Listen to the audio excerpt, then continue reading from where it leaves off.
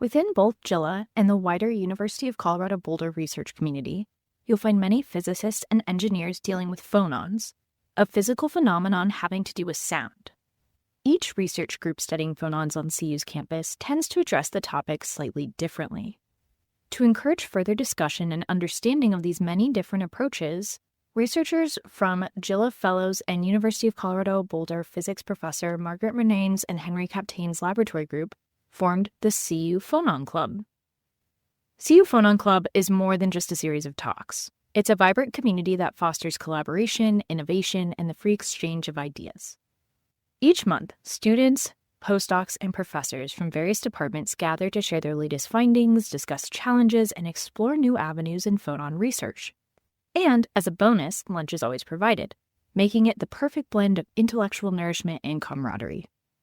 In this episode, we'll explore the vital role that CU Phonon Club plays in advancing research and strengthening the CU Boulder quantum community. To do this, I sat down with founding members Joshua Noblanc, once a former JILA postdoc, now an assistant professor of physics at Utah State University, Brendan McBennett, a former JILA graduate student, now a postdoctoral researcher at NIST, and JILA graduate student Emma Nelson, and a roundtable discussion to learn more about the phonon community at CU Boulder. And, most importantly, what the heck a phonon actually is. You're listening to Humans of JILA, a JILA podcast focusing on the human narrative of the institution's researchers. I'm your host and science communicator, Kenna Hughes-Castleberry. Every month, I tell the story of a researcher or group within JILA, showcasing the human sides behind the science. If you enjoyed today's episode, please like it on our YouTube channel or follow us on Spotify, and be sure to share it with your friends and family. This episode features an interview with CU Phonon Club members Joshua Noblanc, Brendan McBennett, and Emma Nelson. So whether you're a physics enthusiast, a current JILA member, part of JILA's vast alumni network, or considering JILA as the next step in your career, stay tuned as we further explore CU Phonon Club. Let's begin our story. Thank you, Josh, Brendan, and Emma, for joining me. My first question is just if you could all kind of break down your current role and affiliation and what you are focusing on for research. Yeah, I can go first. Hi, everyone. My name is Emma. I'm a fourth-year grad student here at JILA. I'm currently working in the KM group, and I'm on the nanothermal team. So we use ultra-fast, ultra-short wavelength light to study thermal properties in semiconductor materials. Sweet. Yeah, hey everyone, I'm Brendan McBennett. I was a graduate student in JILA. I actually graduated this year, and I started a postdoc at NIST. Similar to Emma and Josh, I'm using this extreme ultraviolet and deep ultraviolet light to study thermal transport. And sort of in NIST, I'm getting a little bit more into high frequency excitations, RF excitations of these materials to study these kind of transport phenomena. Hello, my name is Joshua Knobloch, and I am an assistant professor in the Department of Physics at Utah State University. I did my graduate work at the University of Colorado Boulder under Professors Margaret Renan and Henry Captain. And I also did a postdoc for 4 years, also in JILA under Professors Margaret Renan and Henry Captain. And I worked very closely with Emma and Brendan throughout that time. And so now I'm here at Utah State, and I'm collaborating very closely with both Brendan and Emma and those at JILA and doing, a similar vein of research where we're using new tabletop, ultra-fast, deep ultraviolet laser-based techniques to measure energy flow over very small scales for applications in semiconductor technologies and other nanoscale devices. Here we're using high repetition rate ultra-fast lasers to see if we can advance some of these techniques, really driving towards some of the semiconductor applications, I could say, in current research areas of interest. Thank you, guys. I love that you all work together. Diving into Phonon Club. So I think obviously the first question we have to talk about is what exactly is a phonon? Because I've heard multiple answers, oddly enough. And then also like why people want to study phonons and why they're important for studying. So maybe Josh, I'll kick it off to you first, if that's okay. That sounds excellent. Yes. I think phonons are really interesting, and I could talk for phonons for hours. And in fact, we always used to when We all work together, and we still do, just discussing a lot about phonons. So if I was to summarize a scientific definition of a phonon, I would probably say a quantum of vibrational energy in the normal mode of a crystalline material. And so maybe the way that I would break that down is that, for example, if I'm thinking about a crystalline material, sometimes we call this condensed matter physics, thinking of the physics of solid materials. So if I'm thinking about a crystalline material, oftentimes as physicists, we can approximate these materials with a model. Maybe it doesn't actually follow reality, but it can get us a long ways.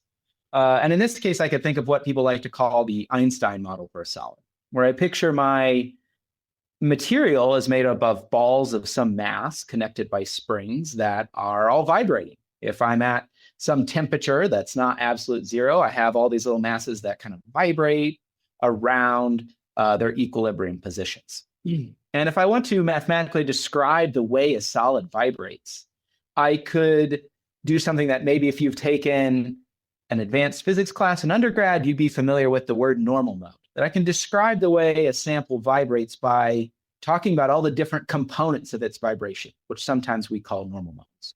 Now, solids, as we know, are not balls with springs. They're actually electrons and protons and elementary particles all interacting with electromagnetic forces. And therefore, we really have to talk about quantum mechanics. And the word quantum or quantized means that I have like discrete steps, kind of like a stair is quantized in height. You have to be on one step or the other. Well, these vibrating atoms, when I'm talking about these normal modes of way a sample can vibrate, they also have to be discrete. So maybe the way I could say a phonon is a quantum, a discretized packet of energy that I can place into a normal mode. And also for a phonon, we could, it may sound familiar for those in science that maybe you've heard the word photon.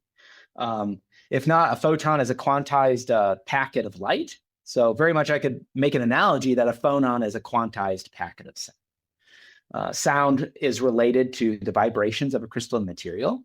And also the vibrations of a crystalline material related to a lot of things. Oftentimes in an insulating material, how heat flows from one side to the other is through these vibrations. So phonons, I can think of them as balls rattling around my sample, or I can think of them as waves. It's a unique part of physics that sometimes these entities can have both what I call like a particle-like behavior or a wave-like behavior, and they somehow have a duality, a tension between those two. Phonons are the same way. They're these, what a lot of times physicists say quasi-particle. They're not the same as a fundamental particle, but kind of this mathematical tool that helps us describe how a sample vibrates, which is related to heat. It affects how electricity flows through a sample. It affects how the magnetization of a sample. And so it has a lot of applications in modern technology and a lot of relations to new modern day physics. And so we are really interested, or I am, and I know that Emma and Brendan are too, in studying these vibrational modes of a sample. Awesome. Yeah, really cool. Do either of you want to add anything about phonons and why people should study them? Sure, yeah, I think Josh did a really good job of explaining it in a very pedagogical way there. And so I'm not gonna, I won't get back into sort of the quantized lattice vibration kind of idea here, but I think the basic idea of like phonons is that there's a whole ton of energy that's stored in sort of vibrational degrees of freedom in materials. And this energy plays an extremely important role in all different kinds of interactions inside materials. For example, phonons interact with spins, they interact with electrons in materials, and so they play a really big role in things from any kind of material science or condensed matter physics phenomenon, ranging from sort of like superconductivity all the way through to sort of the performance of solar cells and any kind of more applied phenomena. And in addition, there's a really big sort of role that phonons play in semiconductor physics, because as you're moving lots of electrons through extremely small areas, there's a lot of heat that's going to build up, and there's a lot of coupling that goes on between the electrons and sort of the vibrational and the lattice degrees of freedom in the system. So in general, phonons are an extremely important sort of link between a lot of other different degrees of freedoms in the different branches of material science and semiconductor physics. And there's a lot of different ways that people think about phonons. So like Josh was saying, they can be treated quantum mechanically, especially if you're at really cold temperatures, or you're, looking at individual phonons at very small length scales. There are also a lot of times when you can treat them classically, like if you're doing a huge molecular dynamics simulation of a very large piece of a transistor or something like that, where you simply don't have the ability to do a quantum mechanical simulation. So phonons appear in a lot of different contexts. They're treated in a lot of different ways in physics, but ultimately there's sort of a big linkage between a lot of different other excitations and phenomena in different materials. Awesome. Yeah.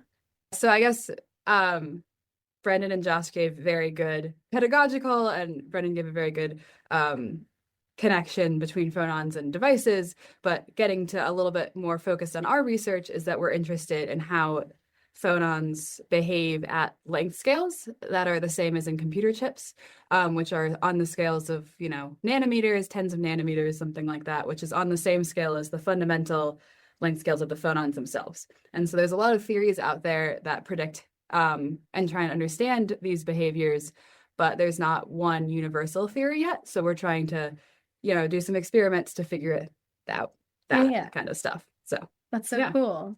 Okay, well, thank you all for explaining what a phonon is. That's really important. So moving on to Phonon Club. So how was Phonon Club actually started, and why was it called Phonon Club? And maybe Josh, you want to answer this again? Sure. To be honest, I don't know if I exactly know the exact origins of the exact story of what Phonon Club or how it came around.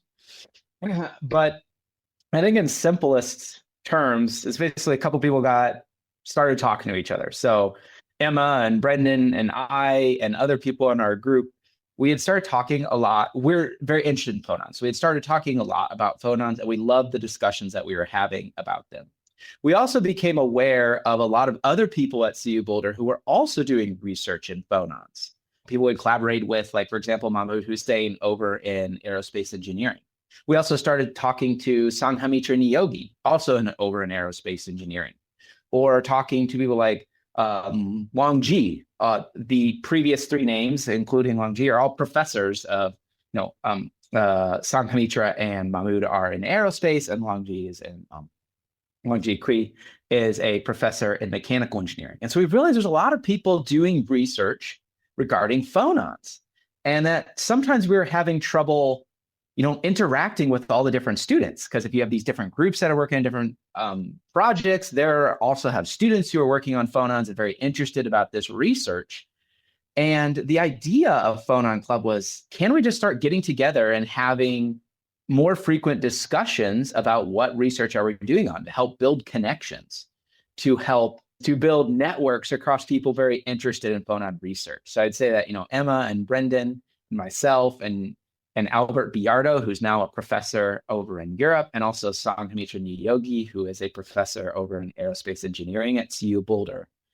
We're very interested in getting these groups together to start talking about phonon research. Let's say it was maybe geared towards graduate students, but also it's open to everyone, postdocs and also professors. I was a postdoc in there, and it was just really trying to be cross-disciplinary discussions. We've included people from chemistry, from mechanical, from aerospace, from electrical, from NIST, just because phonons relate to a lot of physics. As Emma and Brendan have already discussed, whether it's magnetism that you're studying, it relates to phonons. Whether it's electrical transport you're studying, that relates to phonons. Maybe you're talking even about laser lattices, and you can get vibrational modes, or individual membranes. Those have vibrational modes. So phonons really connect to a lot of deep physics, but also, as I mentioned, other areas of STEM. And so trying to get this cross-disciplinary connections and talking to people, I feel like that was one of the goals of Phonon Club. And that's kind of how it started, of us talking about this. And eventually, with that kind of intercore, we said, okay, let's make this happen. And we talked with professors Margaret Mernon and Henry Captain, and they were very, very supportive. And they said, okay, let's see if we can start just getting some, interested people together, and we'll take turns giving talks, basically. That's so cool. Yeah, I mean, I think I might be remembering this wrong, but I think the reason we named it CU Phonon Club was just to have like a snappy name that would stick in people's heads. Fair enough. Yeah, because I think, discussed that originally in our first meeting with Professor Sanghamitra Niyogi, And I don't remember who came up with the name, but I think that's what we left with, the idea and the name. And Yeah. then we got support from Margaret and Henry, and we've been able to host 5 semesters of talks, so 15 talks, I think, so far. Incredible. Or so, give or take a few, but Yeah, that was similar to what I was going to say, Josh, is I remember the crystallizing moment was we've been having these discussions amongst ourselves. And then we've been talking a little bit with Sankamitra and Yogi and Longji and Mahmood and Margaret and Henry about all this. And then it happened that Albert Biardo, who was a postdoc up until earlier this year in our group, his advisor from the Autonomous University of Barcelona, happened to be in the US and was traveling around and happened to be coming to Colorado to see Albert. And we said, well, we've been talking about this for a long time, and this seems like the perfect opportunity for our first seminar because, we don't get to see him very often. And he has a very unique perspective on a lot of things related to phonons. And so he gave this first seminar in the summer, and we felt like we had a really good turnout, and we were excited. And then this was in summer 2022, and then it sort of went into the fall, and we started organizing more regular talks. But the first one sort of felt like this cool special seminar that we had, and it went off really well, and we decided, let's keep this going. Oh my gosh. Yeah, I bet. And the timing, it sounds like, was just perfect, right? Everybody comes together for it. Kind of going back to like current projects that you guys are working on, hosting the speakers. Could you kind of go into a little bit more detail about the process of that and what that looks like? Yeah, so I think this kind of connects to the goals of Phonon Club too, as we've already talked about. We talked with a lot of professors who do more of the similar kind of thermal transport related research that we do, but we were aware but not really connected to this whole other community. A lot of them are at JILA that do quantum devices and use phonons in their research in building these quantum devices and understanding them. And we wanted to connect more with that community and maybe see if there is things that we could like research and knowledge that could bridge the gap, even though we have different goals. And so one of the things that we like to do is we want to have different speakers from these different communities each give a talk each semester. So we don't want to have 3 talks from thermal transport groups each semester. We want to have a variety of some quantum people, some thermal people, maybe even some more condensed matter focused people. Like we've had Andy Lucas in the past. We just had Minye Lee from physics as well. So I think that's one of the main pieces of the process in choosing speakers is that we like to reach out to people with different research so we can have a variety. Sure. Yeah. I can talk a little bit building off what Emma was saying. I think we realized early on that there's kind of separate groups that work on phonons at the University of Colorado and also at all the institutions that we're lucky enough to have in the area. And we kind of, I'd almost break it down into these 3 groups like Emma was talking about. You have the thermal transport people who are really focused on, like us, who are really focused on how do phonons carry heat? How do they do this in potentially a really sort of extreme environment like a nanoscale transistor? And oftentimes how do they do this at room temperature? Because that's where most devices are operating in the wild, so to say. And then you have this other group that's looking at phonons from more of a deep quantum perspective in terms of quantum information science and micromechanical resonators and all these kinds of language. And it's a completely different language that's being talked, even though ultimately these quasi-particles, it's the same phenomenon, but it's taken from a very different perspective. And there's a lot of professors here at JILA who work on that as well as at NIST, like Cindy Regal and Connor Lehnert. And then there's sort of this third group also that's working in Dwayne.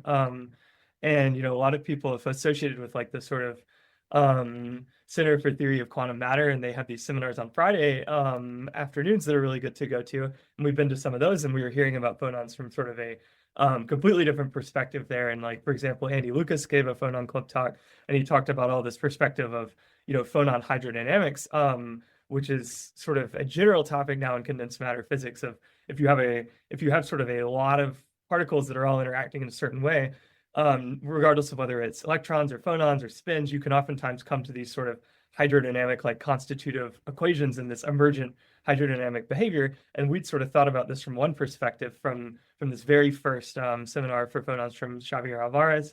And then Andy Lucas came in not too long ago, was talking about it from from a completely different perspective, but oftentimes we found, there's a lot of room for overlap. So a lot of it came down to, you have these different groups on campus, different people who sometimes maybe are a little bit siloed. And the goal is a lot of the time to just bring people together in the same room and have the ability to talk about all the different perspectives that people are looking for phonons, and whether it's sort of the central focus of the research or whether it's some object that they're actually trying to get away from in the experiment, because you want the experiment to be really cool and less chaotic, or if it's something that's sort of coupling to the excitation of interest. People found that a lot of people are looking at them from different perspectives. So that's a lot of the idea. And so we try to have, a diversity of talks from different groups, and then also try to have a diversity of talks in the sense of, having professors give talks, but also allowing students and postdocs and, sort of anyone who's interested in presenting research findings to get to come here and,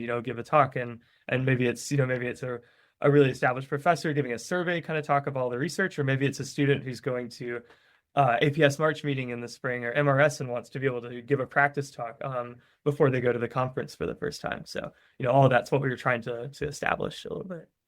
Yeah, we actually, I guess it was probably 2 years ago or so, we did organize a 3 talks in one seminar for people to give practice March meeting talks. And so, yeah, like as Brendan was saying, we want to give students the opportunity to be involved and to come and, meet other people and talk about their research and give them a platform to give practice presentations, to give their seminars. And we like having professors come to give talks, but we also are kind of focused on students. So we want to make it an organization for students. Serving everybody, right? Serving everyone, So. Understandable. I will move on to my last question then for everybody. Thank you all for walking me through stuff. I love the phonon explanations, all very important and very helpful. You all have kind of danced around the topic a little bit, but my last question is, how has JILA kind of helped support Phonon Club and keep it going? Yeah, I can say real quick, JILA's a great venue for this because, we're connected to NIST, we're connected to CU, we have lots of collaborations in engineering, but specifically JILA has done a lot of things to really help this continue to grow and continue to go on, if anything from Hannah coordinating the food at the Phonon Club, like we're always excited about, having lunch at the same time that we hear the talk. Margaret and Henry done an amazing job of, helping us advertise the seminars and, help us find professors and, talk to people about it, and also providing the financial support for the seminars. Also, anything from like JR setting up the microphone right before at the last minute when we're sort of panicking and we need to get something set up really quick and it's 5 minutes before going to his office. So, I think all the staff and the professors at JILA, they've done a really great job of helping us continue to keep this going over the last couple of years. Great.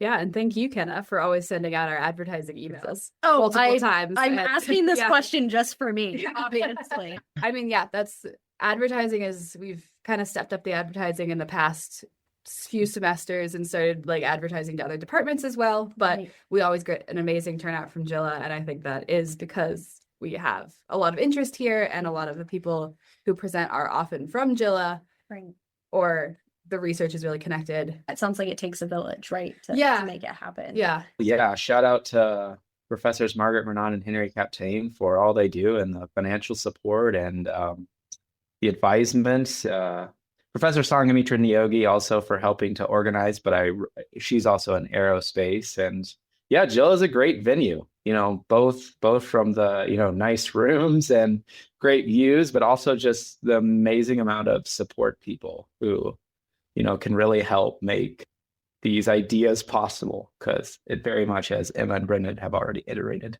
takes a lot of help from a lot of people to really make it this, nice, productive and helpful thing. We are always looking for new speakers, and since we've had a few successful semesters of this, we're not necessarily limiting ourselves to research that's, directly studying phonons. So anyone who's interested in giving a talk or knows someone who would be a great speaker, please contact us. Yeah. And they can do that via email? Yeah, via email. Okay. Yeah. And thanks so much, Kenna, for setting up this podcast. We're really excited to get to talk about this with you. Absolutely. Yeah, thank you, Kenna. Thank you for listening to Humans of JILA, a JILA podcast. Be sure to subscribe to JILA's YouTube channel for more information and to keep listening to these episodes.